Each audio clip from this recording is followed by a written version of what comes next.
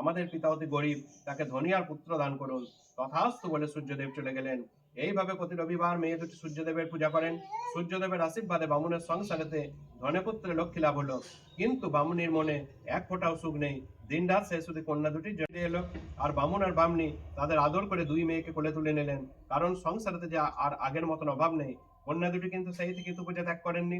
একদিন তাদের ঋতু পূজা করতে রেখে তাদের বাপ জিজ্ঞাসা করলেন, তোরা কি পূজা করছিস? মেয়েরা তখন সব কথা খুলে বললেন। বামুনের তখন সেদিন থেকে বামনি ইতু পূজার ব্রত আরম্ভ করলেন। দেখতে দেখতে জগৎ ইতু পূজা প্রচার হলো। হরি হরি বল মুখে যত বন্ধুগণ, কালের মতো ইতু দেবের ব্রত কথা হইল সমাপন। হাত জোর করে বামুন রান্নাঘরের পিছনে লুকিয়ে রইলেন। বামনি রান্নাঘরে গিয়ে পিঠে তৈরি করতে বসলেন। বামনি যখনই কড়াইতে পিঠে তৈরি করছেন, তার ছ্যাঁক ছ্যাঁক শব্দ শুনে বামুন এক গাছে ধরিতে একটি করে গিট দিতে লাগলেন।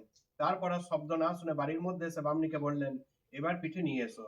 বামনি যত্ন করে বামুনকে থালায় করে পিঠে খেতে দিলেন। বামুন গুনে গুনে দেখেন যে দুটি কম রয়েছে।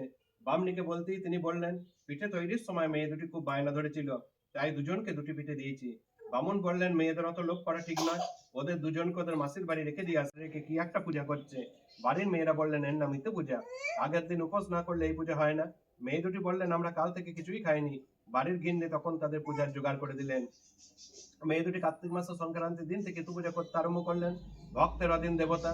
মেয়ে দুটির ভক্তি দেখে ভগবান সূর্যদেব বললেন, কন্যাদয়, তোমাদের পূজায় আমি খুব সন্তুষ্ট।